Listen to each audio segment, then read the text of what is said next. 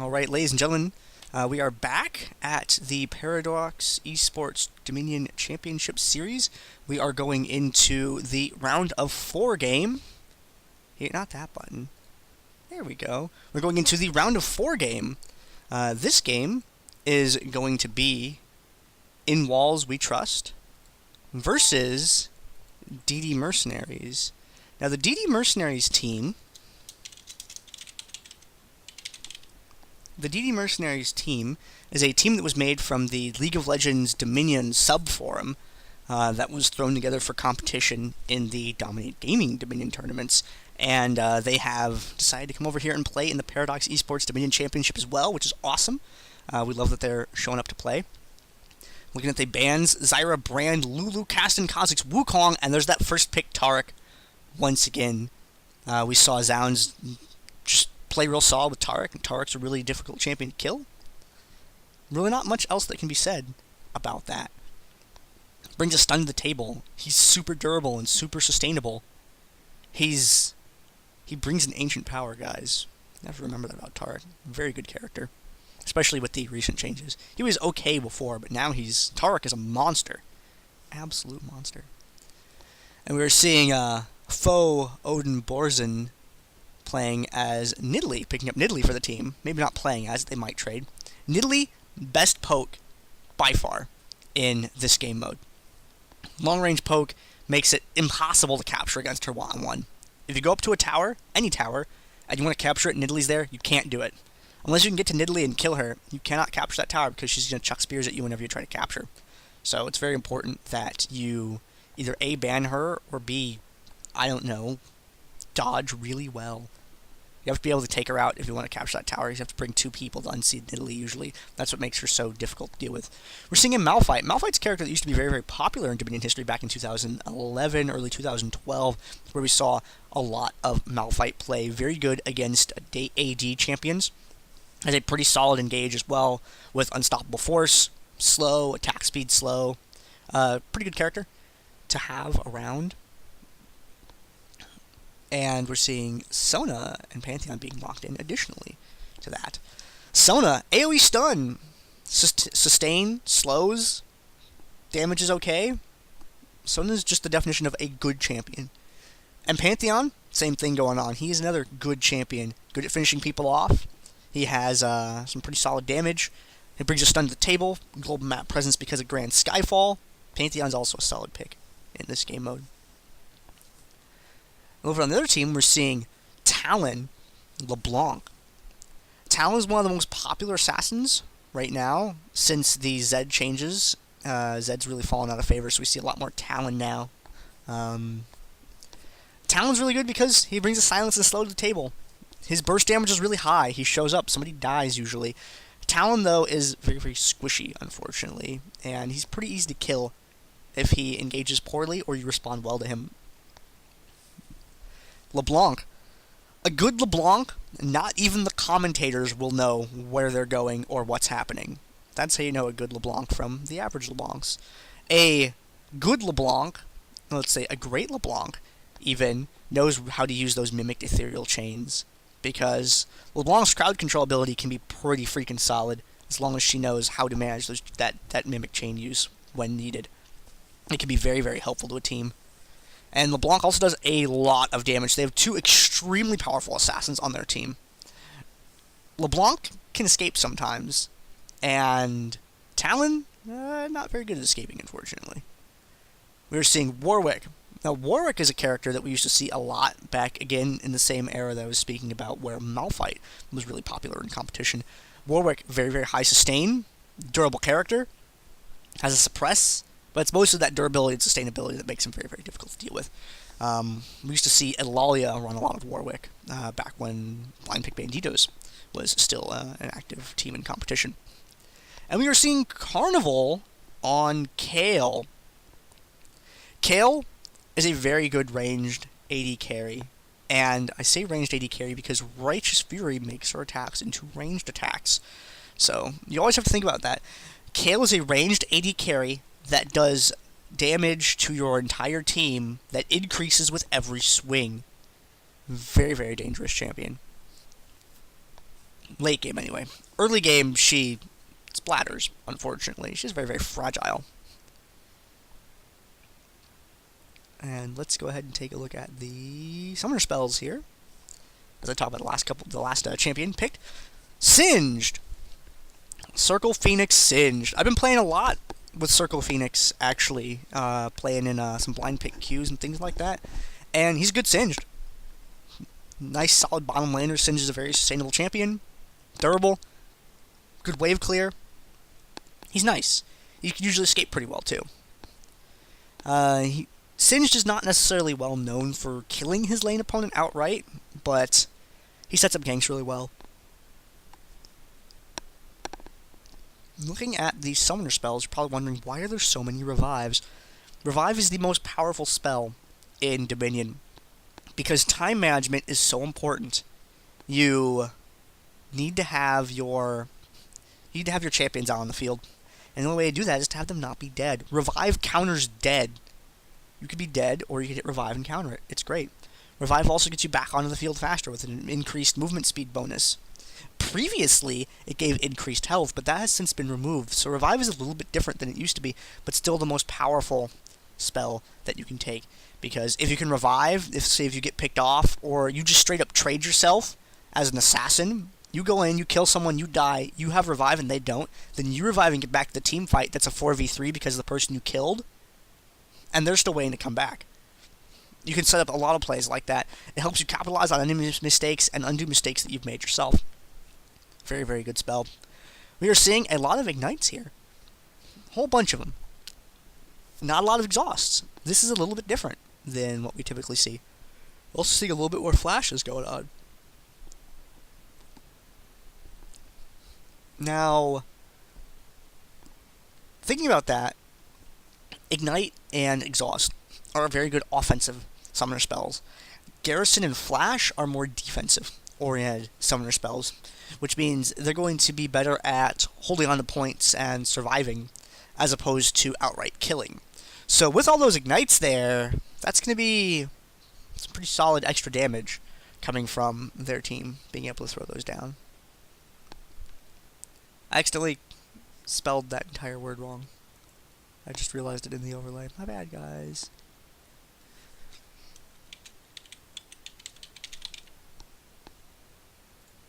There we go. Wait. It's with an E.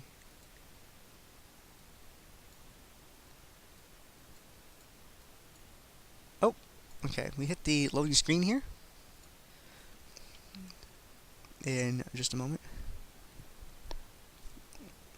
Plexi Stanley, we don't know. It's all dependent on how much marketing gets done for it. If people go out and promote the tournaments and play in them, and just, support the game mode, tell people to come out and play, actually play in some games, and, just support it in the community, yeah, absolutely.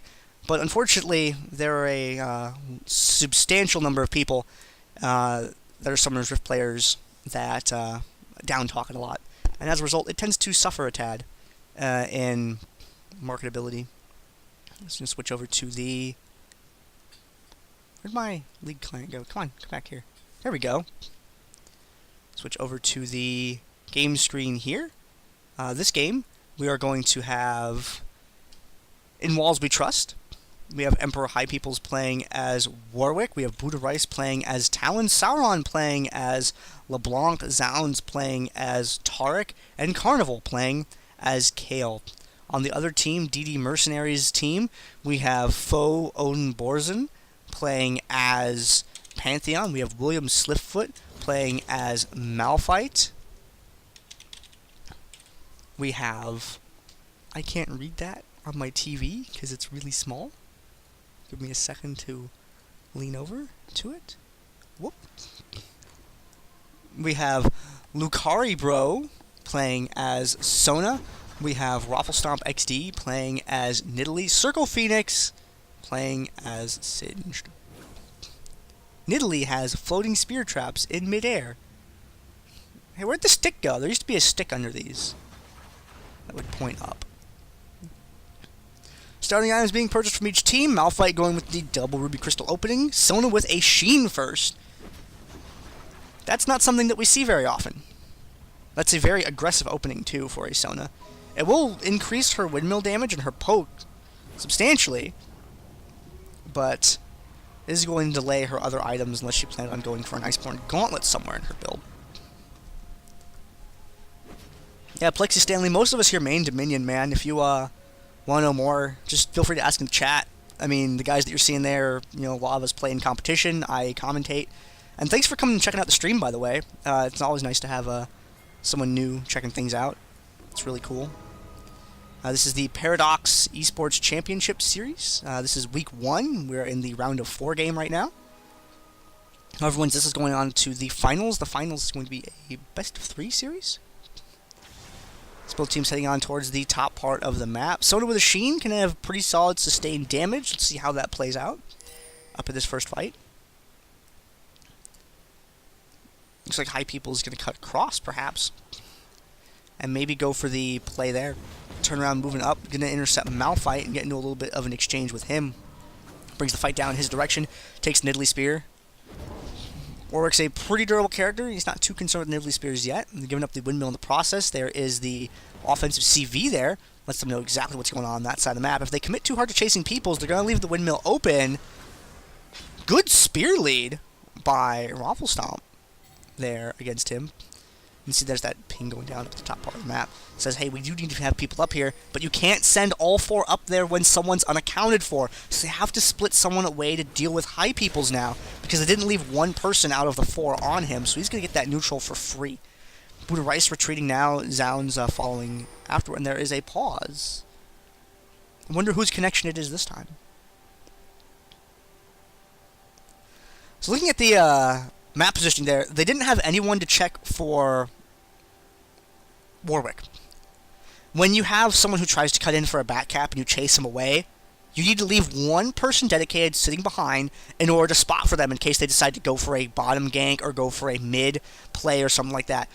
When they sent all 4 of their people up to the top to respond to the pressure that was being made there, it left their drill wide open because they did not leave that 1 defender in the back to spot for him. If they had just left, let's say, Nidalee back there, she could have just chucked the spear from the bushes and chased Warwick away from that. Looking at the map position here, if Ro4 goes straight down, he'll be okay. If he continues on to the right, he's going to be intercepted by Buddha Rice and possibly get stunned by Zounds afterward. Excuse me. Top part of the map, leaving Sona up there to defend is okay, and Ro4 and Borzen's up there as well, so they aren't really threatened by Kayle at all.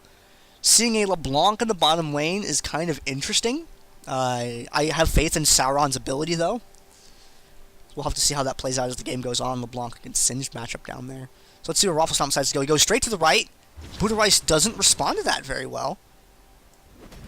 Didn't manage to tag him with that silence and slow like I imagined he'd wanted to. And nope, there's another pause. Internet, please, guys. Internet, please. So still top part of the map. Sona has that under control, hanging out up there, facing off against Kayle. Kayle's damage isn't out of control to the point yet that she can just walk up and kill Sona outright. There we go, coming back in just a couple of seconds here. Alright, High People's getting the attack off there. Is going to be defeated, unfortunately. It's now Zounds having to fall back just a tad, doesn't have his team with him. Tarek's damage output is pretty low. There we go, Sona going to be able to flash back. Looks like Pantheon had pathed away, so they didn't have Sona and Panth up there to be able to defend that together. And Zounds hanging out, being durable because he's Tarek, able to keep that tower neutral for a little bit longer. High People's with the dive through. So the shatter on Odin Borzen, but there's no one to pick that up, unfortunately, up on that damage. Ooh, the spear just falling short of connecting with Buddha Rice. Carnival now highlighted by the Nidalee Trap, having that reduced armor and arm to take a little bit more damage, but looks like he is going to escape okay. Carnival picks up the health relic, heads back up to the top lane, or top area, rather, of the map. Not so much a lane. We have Tarek and Warwick in the back here. We see a gank going on down for the bottom. Snare, good snare from LeBlanc. And Buddha Rice shows up Looks like, are they going to be able to pull off this gank? Nope, not quite. Singe is going to be able to escape. He is at low health, though, so he can't contest this very well. There's another rake on him.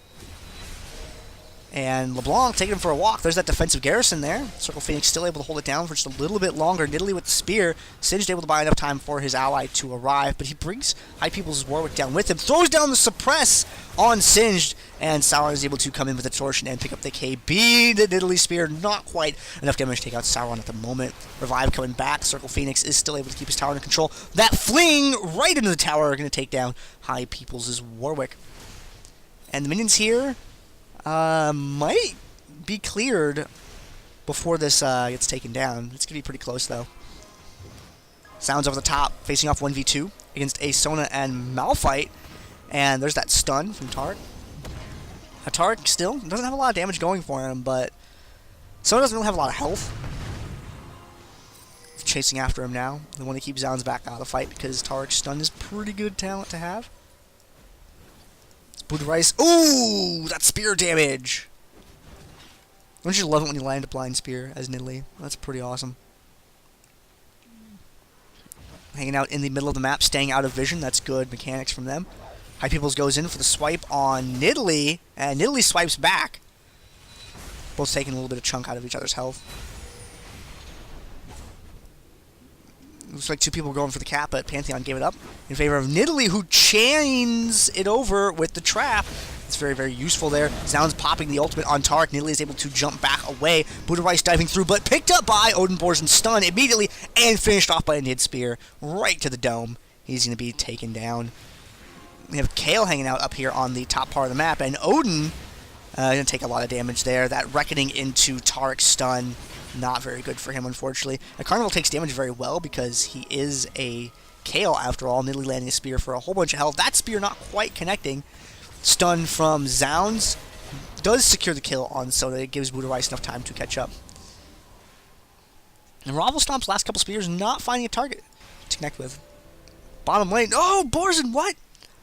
Moves in to chase High Peoples away, but that just leaves more neutral time on his tower. Pantheon may be able to kill him, but... Uh-oh, Sauron wants to get in range. Nope, they're going to take that tower back.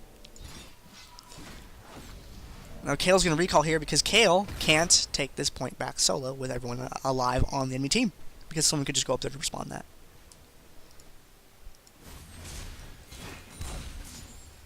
It looks like Sauron still haven't managed to have the upper hand in this bottom lane so far against Circle Phoenix Singed.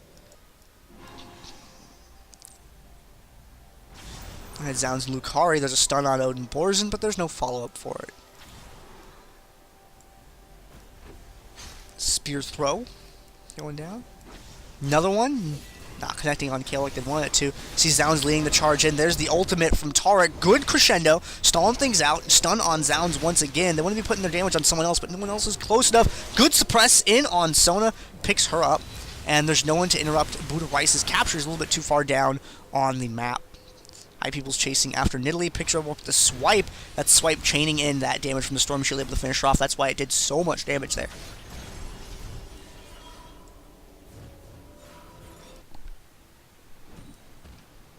Singe picking up a kill with the fling in that bottom lane.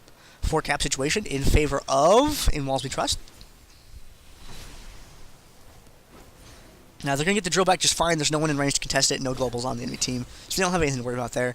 They do need to get into a position for this next fight coming up. I like that. Breaking off one person. You only need one person to capture, so send your other people somewhere else on the map to gain map control. Ooh, there's the vision highlight on Carnival, so they know he's coming in. They know which direction he's coming in from. Swiftfoot wants to get in touch with him, but is going to take some damage in the process. He's looking for that shard, but only just connected just now. There is the ultimate from Kale, but I don't think it was too necessary at that particular time. Collapsing in around from the back. Peoples and Buddha Rice showing up. Perfect gank against them. Anytime you move past that health relic, you have to remember people can come in from behind you, especially when you don't have vision on the entire enemy team. So they were caught there. And now they're going to push in, and they're going to be able to take the drill back, potentially. Nidalee's on her way here. Pantheon's coming down. They might be able to hold on to this, it looks like. Budarice is having to retreat, uses his stealth to his advantage in order to be able to do so. Ro4 Stomp getting low on health. Sona with the sting can help out just a little bit. Nidalee has her own healing as well. I didn't even see that spear do damage to Zounds' Taric. Seeing with that Mercury Treads and that Spectre's Cowl really mitigating that damage. Plus, healing right after it. You're hardly able to see it. But Lucaria is able to pick up the KB against him. Now they're chasing high peoples across the map. So being able to come back like they did was really instrumental in them not suffering another 4 cap. See Warwick up at the top there, trying to kill Sona, but Blue the Suppressed was still not able to do so. Kale's appearance, though, should be able to clean this up. Is this going to be a win moment for Kale? No, it's going to be a win moment for Talon, actually. Picking up the double kill, turn that right around, and not going to make a play for Drill. He had enough time to do so, because it only takes about 10 seconds to capture a point, but instead he's going to go for the recall, heal up a little bit, and come back at full health.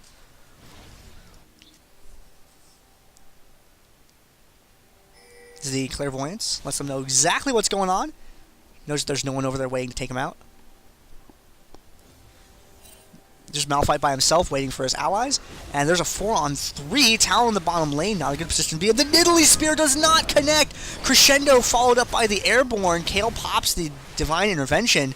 And that Nidalee Spear not connecting was very unfortunate, because that probably would have been enough damage to have killed Carnival there with the damage that came after it. That was a BFT shot out of Warwick. Able to pick up the kill against Pantheon using that. And down here in the bottom lane, Circle Phoenix is going to have to retreat onto the tower, but everything bad happens to him at once. High Peoples with that pen on Warwick with that Hungering Strike, doing a bunch of magic damage.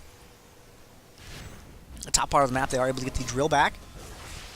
The Ro4 Stomp XD trying to retreat though, but slowed by Kale and slowed by that exhaust. Sona keeping him alive. Zounds not able quite to finish him off. He blows the ultimate to try to do so, and Ro4 Stomp XD is able to escape back to the summer platform just fine. But I don't think they have enough time to be able to turn this back around, because they aren't looking like they have any way to break out of this containment. Oh man, did you see that laser? Did you see that? That Divine Intervention. That combo. Being able to distortion back out of there. And 50 left on the Nexus health. They, unfortunately, don't have the map position to be able to capture anything and take this game back. So this game is going to end in favor of In Walls We Trust. I don't know why they trust Walls so much, but their faith seems to be well placed, as they're going to take home this victory. They don't have the ability to cross the map and get the points neutral the way that they would need to in order to stop the clock from ticking down.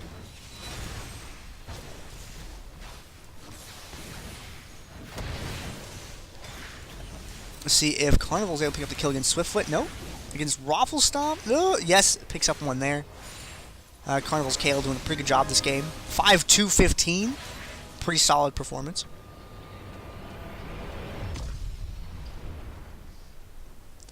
Which means that In Walls We Trust team is going to go on to the finals.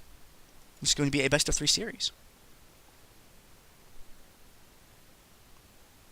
Ta-da! Take a look at the post-game lobby screen here for you. Dude. There you go. Take a look at the post-game screen. See that High Peoples went pretty solid with Warwick there. Looks like he was going in for a Nashers after that, so going for a damage speed Warwick. We're going to bring in the next game in just a moment. We're going to go into the finals. It's going to be a game, it's going to be a best-of-3 series. Sauron didn't die that game. So we'll see you right back here in just a moment, guys. Stay tuned. The Paradox eSports Dominion Championship Series is going to continue in just a few moments.